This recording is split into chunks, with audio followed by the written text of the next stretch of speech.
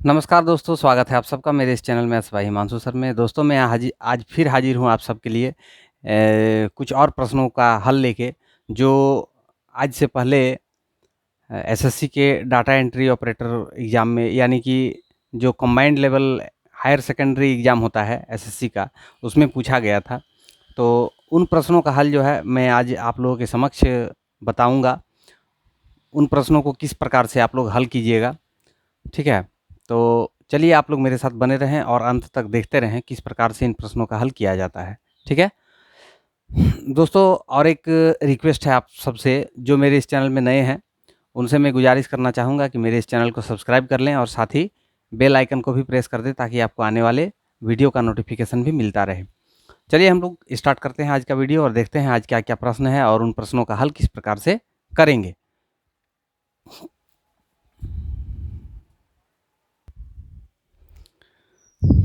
देखिए यहाँ हम लोग के सामने पहला प्रश्न है, 2 का स्क्वायर प्लस 3 का स्क्वायर प्लस 4 का स्क्वायर प्लस 5 का स्क्वायर प्लस 6 का स्क्वायर प्लस 7 का स्क्वायर प्लस 8 का स्क्वायर प्लस 9 का स्क्वायर प्लस 10 का स्क्वायर बराबर क्या होगा? तो इसको हम इस रूप में लिख सकते हैं, 1 का स्क्वायर, 2 का स्क्वायर, 3 का स्क्वायर, ऐसे करते 10 का स्क्वायर तक ऐसे लिखेंगे। इसमें से हम कर सकते हैं -1। ये -1 कर दिए, मतलब 1 का स्क्वायर जो यहाँ पे हम लिखे हैं, इसको हम -1 करके यहाँ पे हटा दिए। मतलब ये मेरा जो प्रश्न है ज्यों का त्यों बना हुआ है। अब यहाँ से लेके यहाँ तक 1 का स्क्वायर से लेके 10 का स्क्वायर तक के लिए एक फार्मूला होता है, लगातार n प्राकृत संख्याओं का वर्गों का योग। तो उसके लिए एक फार्मूला होता है कि इसमें सबसे पहले हमको देखना है के गो संख्या है, n मतलब के गो संख्या है। 1 से लेके 10 तक है, मतलब 10 संख्याएँ हैं। तो यहाँ n का मान हो गया 10। तो इसका जो फार्मूला होता है n into n plus 1 into 2n plus 1 by 6 होता है, ठीक है, -1। अब यहाँ पे हम n का मान कितना बैठा देंगे? 10। यहाँ पे हो जाएगा 10 और 1 11। यहाँ पे हो जाएगा 10 दूनी 20 और 1 21। नीचे में हो जाएगा 6 -1। ये हो गया हम लोग का।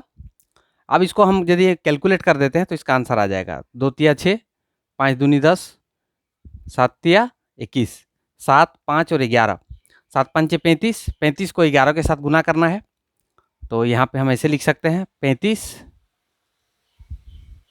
5 8 3 385। 5 7 35, 35 और 11, 35 और 11 को गुना करने पर 385 प्राप्त होता है। तो 385 माइनस 1 यानी कि 384, ये हो जाएगा हम लोग का आंसर। इस प्रकार से इस प्रश्न को हम हल कर सकते हैं, ठीक है ना?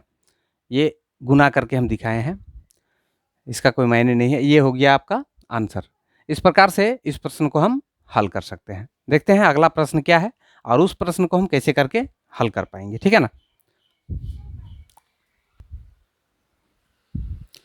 देखिए एक प्रश्न है, 7 के ऊपर में -1, -8 के ऊपर में -1, फिर यहाँ माइनस है, ये ब्रैकेट बंद है। उसके बाद फिर इसमें जो है एक ब्रैकेट बंद है, उसमें दिया हुआ 3 के ऊपर में -1, -4 के ऊपर में -1, और इसका जो पूरा हॉल दिया है इसके ऊपर में भी -1 दिया हुआ है।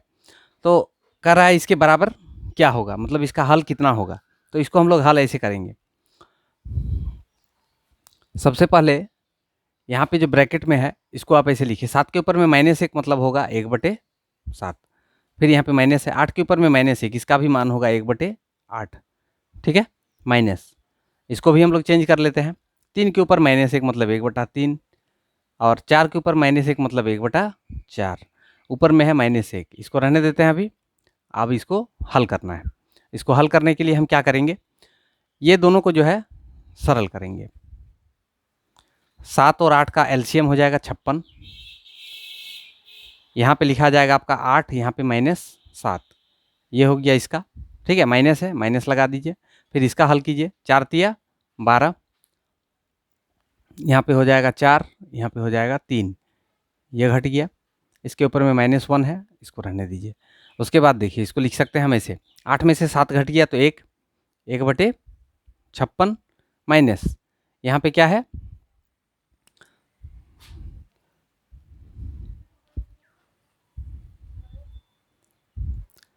4 में से 3 घट जाएगा 1, 1/12, इसके ऊपर में है -1। अब इसको हम लिख सकते हैं ऐसे, 1/56 माइनस ये जो है -1, इसको यदि हम प्लस में कन्वर्ट करना चाहें तब ये दोनों संख्या जो है आपस में बदल जाएगा। यहाँ पे 1 रहेगा तभी होगा ये, तो इसमें जो है 12 हो जाएगा ऊपर, नीचे हो जाएगा 1। ठीक है, अब इसको हमको हल करना है। इसको हल कैसे करेंगे? इसको हल करेंगे ऐसे ही, इस 1 और 56 का एलसीएम कितना हो जाएगा? 56। अब इस 56 से 56 को भागा करने पर 1 का तो यहाँ पे 1 ही हो जाएगा, माइनस यहाँ पे 1 से अगर हम 56 को भागा करते हैं तो 56 हो जाएगा। 56 को 12 के साथ गुना करना होगा, 56 गुना 12, 56 गुना 12, 6 दूनी 12, 5 दूनी 10 और 1 11, 6 5 2 7 6, 672, 672 यहाँ पे लिख दीजिए। 672 में से 1 घट जाएगा तो हो जाएगा 671, माइनस ये बड़ा है इसीलिए इसमें माइनस हो जाएगा बटे 56। ये हो जाएगा हम लोग का आंसर।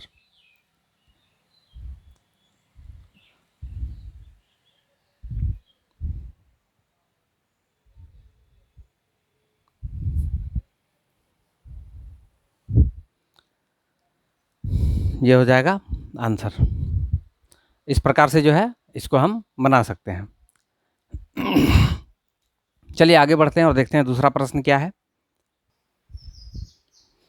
देखिए एक प्रश्न है, 1 गुना 2, 2 गुना 3, यहाँ जोड़ है, जोड़ 3 गुना 4, जोड़ 4 गुना 5, जोड़ 5 गुना 6, जोड़ 6 गुना 7, जोड़ 7 गुना 8, जोड़ 8 गुना 9, जोड़ 9 गुना 10, जोड़ 10 गुना 11। इसको हल करना है। तो अगर इसको हम ऐसे ही साधारण से गुना करके जोड़ करने जाएंगे तो बहुत ज़्यादा समय लग जाएगा। तो इसको आप आसानी से कैसे करके हल कीजिएगा। देखिए, अगर ये दोनों को गुना कर दिया जाए तो 2 हो जाएगा, ये दोनों को गुना कर दिया जाए तो 6 हो जाएगा। ठीक है, जोड़ 12 हो जाएगा,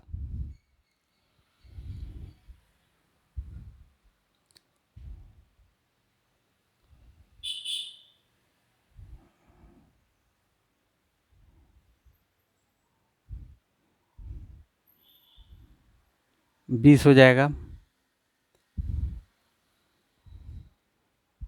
30 हो जाएगा। इस तरह से अंतिम वाला पद हो जाएगा 121, सॉरी 110।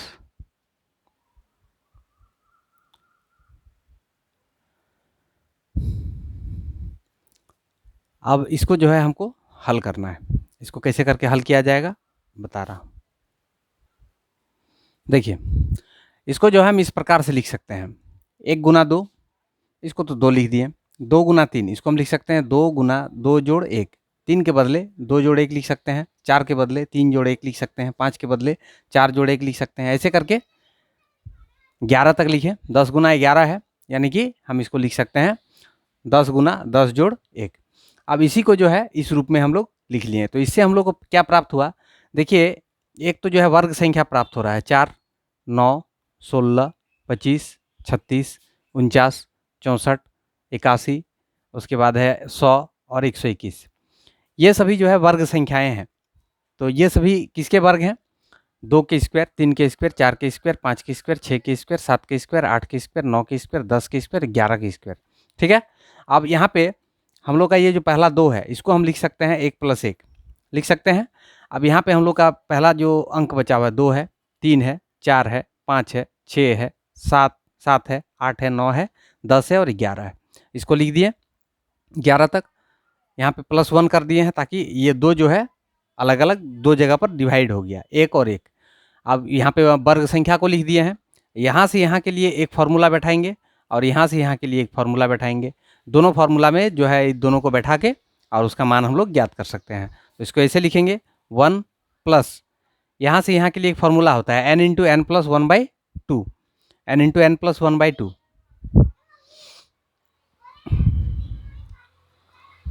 यहाँ पे n मतलब संख्याओं की संख्या, इसमें क्या को संख्या 1 2 3 4 5 6 7 8 9 10 11, यानी कि 11 गुना 11 + 1/2, यहाँ से यहाँ के लिए हो गया योग, उसके बाद फिर यहाँ पे जोड़ चिन्ह देते हैं। इसका एक अलग फार्मूला होता है। इसका फार्मूला होता है, देखिए यहाँ पे क्या संख्या है, 1 2 3 4 5 6 7 8 9 10 गो। तो इसको हम लिखेंगे 10 गुना 10 जोड़ 1, 10 गुना 2 जोड़ 1 बटे 6। ये हो गया इसके लिए। अब इसको जो है जोड़ देना है, 1 प्लस इसको कीजिए 10 और 1 11 और 1 12, 12 गुना 11, 12 गुना 11 132, 132 बटे 2। 2 के साथ इसको अगर काटते हैं, 6 दूनी 12, 6 दूनी 12 66, 66 और 1 67 हो जाएगा यहाँ पे। प्लस यहाँ पे देखिए है 10 गुना 11 गुना 21, नीचे में है 6, 6 से ये कट जाएगा, 2 तिया 6, 2 पंचे 10, 3 से ये कट जाएगा 7, 7 पंचे 35, 35 और 11 35, 385। तो इसको हम लिखेंगे ऐसे 1 प्लस 66 प्लस 385। इसको जोड़ देते हैं, आंसर आ जाएगा 5 और 6 11, 11 और 1 12, 8, 8 6 14, 14 और 1 15, 3 और 1 4, 452। ये हो जाएगा इसका आंसर। इस प्रकार से जो है अगर इसको हम पूरा को जोड़ते हैं गुना करने के बाद तो 452 प्राप्त होगा। ठीक है, आगे बढ़ते हैं और देखते हैं दूसरा प्रश्न क्या है और उसका हल किस प्रकार से होगा। देखिए यहाँ प्रश्न है, अनुक्रम 2 3 5 8 13 21 का अगला पद क्या होगा। तो इसको हम लोग कैसे करेंगे, 2 से बढ़ के हुआ 3, 3 से बढ़ के हुआ 5, 5 से बढ़ के हुआ 8, 8 से बढ़ के हुआ 13, 13 से बढ़ के हुआ 21। यानी कि देखिए 2 से 3 जब हुआ तो इसमें +1 हुआ, 3 से जब 5 हुआ तो इसमें +2 हुआ, 5 से जब 8 हुआ तो इसमें +3 हुआ। सॉरी, इसको इस रूप से करने से ना होगा। इसमें क्या किया है कि ये पहला पद जो है, इस पहला पद को इस पद में जोड़ने से ये वाला पद आया है। यानी कि 2 2 उसके बाद है 3, 2 और 3 को जोड़ दिया तब प्राप्त हुआ 5। ठीक है, अब 5 और 3 को जब जोड़ दिया तब प्राप्त हुआ 8। ये दोनों को प्लस किया, ये दोनों को प्लस किया तब आया 13। अब ये दोनों को जब प्लस किया तब प्राप्त कितना होगा, वही होगा आंसर। यानी कि इसका आंसर हो जाएगा 13 + 21, 3 और 1 4, 2 और 1 3, 34। इसका अगला पद होगा 34। इस प्रकार से जो है इसको ज्ञात कर सकते हैं। n + 2/3/n + 1/2/n + 1/7n = 97 हो तो n का मान ज्ञात कीजिए। इसमें n का मान हम कैसे ज्ञात कर सकते हैं, सबसे पहले क्या करते हैं, इन सभी में से जो है n कॉमन ले लेते हैं। n अगर हम कॉमन ले लेते हैं तो यहाँ पे बचेगा 1, यहाँ पे बच गया 2/3, यहाँ पे बच गया 1/2, यहाँ पे बच गया 1/7 = इधर दिया है 97। ठीक है, यानी कि n इंटू इसका यदि हम एलसीएम ले लेते हैं तो ये हो जाएगा 7 तिया 21, 21 दूनी 42। यहाँ पे ले लिए 42।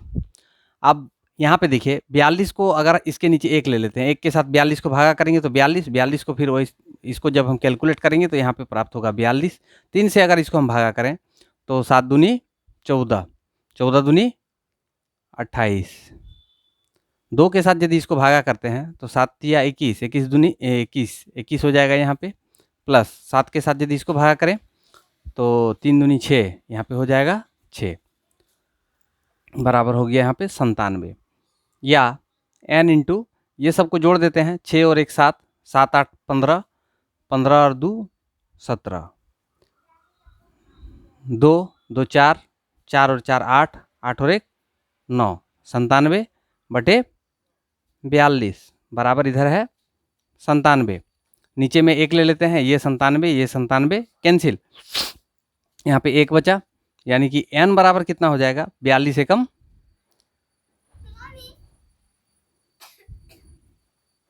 42, n बराबर हो गया 42। ये हो जाएगा आपका आंसर। इस प्रकार से जो है इसको हम बना सकते हैं। देखते हैं दूसरा प्रश्न। देखिए एक प्रश्न है, वह संख्या जिसे 0.01 में जोड़ने पर 1.1 प्राप्त हो।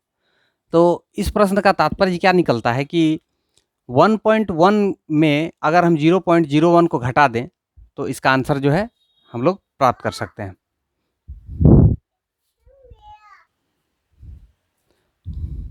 हाँ, तो इसको हल करने के लिए क्या करना होगा, हम लोग लिखेंगे अभिष्ट संख्या बराबर 1.1 माइनस 0.01। ठीक है, इसको हल कर देने से ही आंसर आ जाएगा आपका। इसको हम लोग घटाएंगे कैसे, देखिए 1.1 इसको लिखते हैं ऊपर, यहाँ पे एगो 0 लगा देते हैं। अब इसको बैठाते हैं, देखिए पॉइंट के सीधा में ही पॉइंट रहेगा, ठीक है ना। यहाँ पे है 0 1, यहाँ पे है 0। इसको अब हम लोग घटाएंगे, 10 में से 1 घट गया तो 9, यहाँ पे आ जाएगा 1, यानी कि यहाँ पे हो गया 0 और यहाँ पे हो गया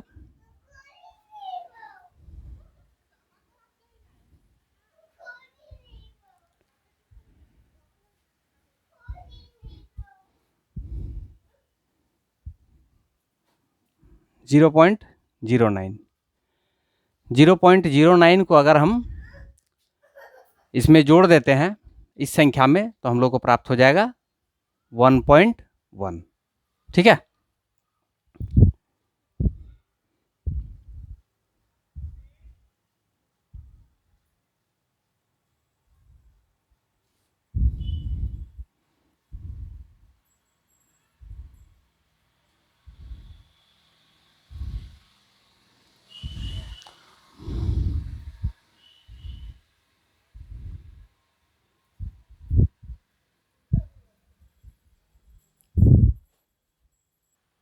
जी हाँ, देखिए इसको जो है जब 1.1 में से 0.01 को घटाया जाएगा तो प्राप्त होगा 1.09, क्योंकि देख लीजिए 0.01 के साथ अगर हम 1.09 को जोड़ते हैं तो इसमें से प्राप्त होता है 1.1, जो कि प्रश्न में कह रहा है कि 1.1 प्राप्त होना चाहिए। ठीक है ना, तो इसका आंसर हो जाएगा 1.09। ठीक है, बढ़ते हैं आगे की ओर और देखते हैं दूसरा प्रश्न क्या है। देखिए एक प्रश्न है, √2 प्लस √7 माइनस 2√10। ठीक है ना, ये किसके बराबर है। तो सबसे पहले जो है इस √2 को आप ज्यों का त्यों लिख दीजिए ऐसे ही। अब इसका जो है गुणनखंड यानी इसका हम वर्गमूल पहले निकालेंगे। तो इसका वर्गमूल निकालने का एक तरीका होता है। इसका वर्गमूल कैसे करके निकाला जाएगा, इसको हम पूर्ण वर्ग के रूप में जो है बनाएंगे। कैसे बनेगा, यहाँ पे जो आपको संख्या दिख रहा है इस संख्या का 2 फैक्टर निकालना होगा, जिसको जोड़ने पर ये बीच वाला संख्या आना चाहिए। सॉरी, इसका हम फैक्टर निकालेंगे, इसका फैक्टर निकाल के जोड़ कर देखेंगे ये वाला संख्या आना चाहिए। ठीक है ना, तो यहाँ पे देखिए 10 है, 10 को हम अगर फैक्टर में तोड़ते हैं तो 2 और 5 आएगा। 2 और 5 को अगर हम जोड़ते हैं तो यहाँ पे आ जाएगा 7, है ना। तो इसको हम बनाते हैं a माइनस बी का होल स्क्वायर का फॉर्मूला। a माइनस बी का होल स्क्वायर का फॉर्मूला कैसे करके बनेगा, 7 के बदले हम लिख देते हैं 5 प्लस 2 माइनस, यहाँ पे इसको जो है इसको हम बना देते हैं 2 इंटू, इसको अभी ऐसे ही रहने देते हैं। आप देखिए मतलब इस 7 को खाली हम चेंज किए 5 और 2 के रूप में। ठीक है ना, अब इसको हम ऐसे लिख सकते हैं √2। अब देखिए इस 5 के बदले लिख देते हैं √5 का स्क्वायर। उसके बाद इसके लिए लिख देते हैं √2 का स्क्वायर माइनस, यहाँ पे लिख देते हैं 2 इंटू, ए का मान कितना है √5, बी का मान है √2। चलिए इसको लिख दिए। तो इसको अगर हम गुना करते हैं तो देखिए ये वाला प्राप्त हो जाएगा, है ना। 2 गुना √5 गुना √2 बराबर हो जाएगा 2 गुना √10 हो जाएगा। अब इसको हम ऐसे लिख सकते हैं,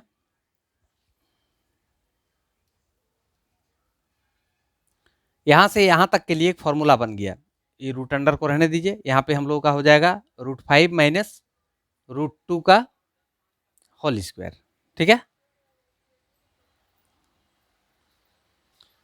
अब ये √2 हो गया। अब इसका जो इसके लिए स्क्वायर लगा हुआ है तो इसके लिए रूट हट जाएगा, यानी कि यहाँ पे हम लोग का बचेगा √5 माइनस √2, तो ये √2 और ये √2 कट जाएगा, तो बचा क्या, √5। ये होगा आंसर। इस प्रकार जो है हम इसको बना सकते हैं। ठीक है, देखते हैं आगे का प्रश्न क्या है। देखिए एक प्रश्न है, यदि √3 बराबर 1.732 हो तो दिया है, तो 2 + √3/2 - √3 का मान क्या होगा। तो सबसे पहले जिसका मान निकालने के लिए कह रहा है उसको यहाँ पे हम लोग लिखते हैं 2 + √3/2 - √3। ओके, अब इसमें हम क्या करेंगे, इसको कहा जाता है हर का परिमेयकरण करना। हर यानी नीचे वाला संख्या, इसका परिमेयकरण करते हैं तब इसमें क्या हो जाएगा ना कि नीचे वाला जो संख्या है उसका ये बीच में जो साइन दिख रहा है उसको बदल के ऊपर नीचे दोनों में गुना कर दिया जाता है। ठीक है, यानी इसको हम लिख सकते हैं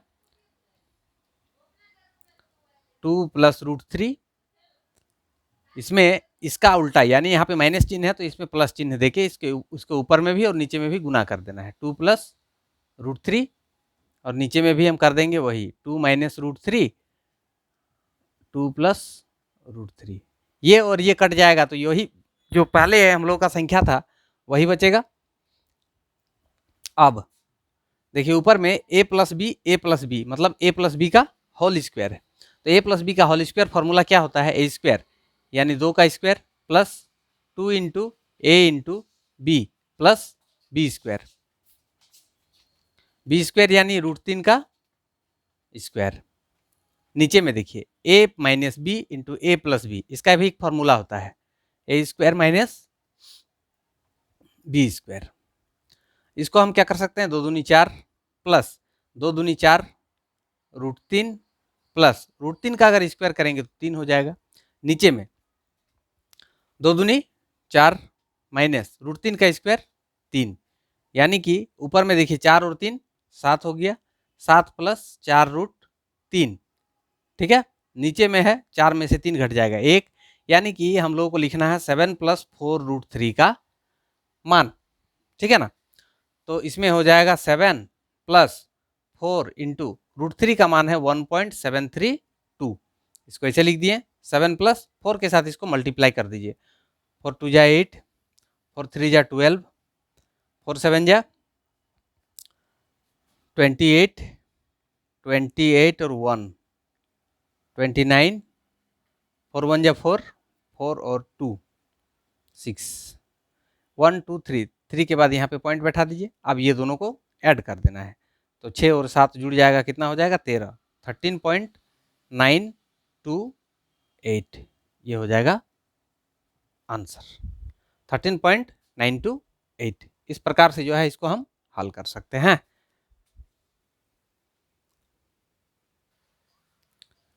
देखिए एक प्रश्न है, यदि किसी त्रिभुज की 3 भुजाओं की लंबाई 6 सेंटीमीटर, 8 सेंटीमीटर और 10 सेंटीमीटर हो तो त्रिभुज की बड़ी भुजा पर खींची गई माध्यिका की लंबाई क्या होगी। यानी कि अगर एक त्रिभुज हम इस तरह से बनाएं,